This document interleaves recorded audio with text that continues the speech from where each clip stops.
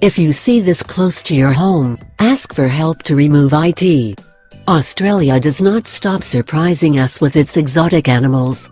However, the exotic category is not only carried away by animals.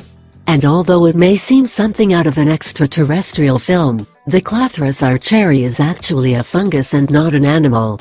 The Clathrus archeri, also known as the devil's fingers or the stinkern, is native to Australia and New Zealand, although it is now found throughout Europe and North America.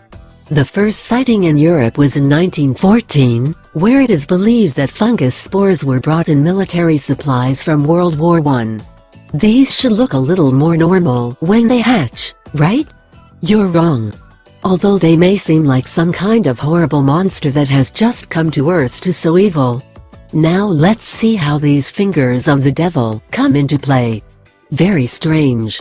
As it matures, the sac is broken by a series of terrifying red tentacles. At first glance, they look like a kind of demon trying to come to the world, but in reality they are totally benign. The 4 tentacles are covered with a viscous, strong-smelling fabric with the intention of attracting flies.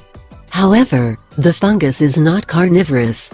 Instead, it contaminates flies with their spores, making them dispersing agents. The other members of the genus Clathrus are also very fascinating.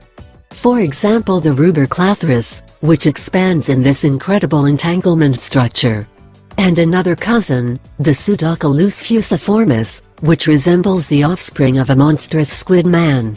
Experts recommend that if someone wants to get rid of this nasty mushroom, they should send it directly to the hell that is where it came from. The problem is that if this fungus is in someone's lawn or garden, it is likely that when dispersing their spores, the gardens will surely infest this fungus. And it is not to despise it. The problem is that quickly a garden can acquire the putrid aroma generated by this being, and is what one least desires when it has a garden full of flowers.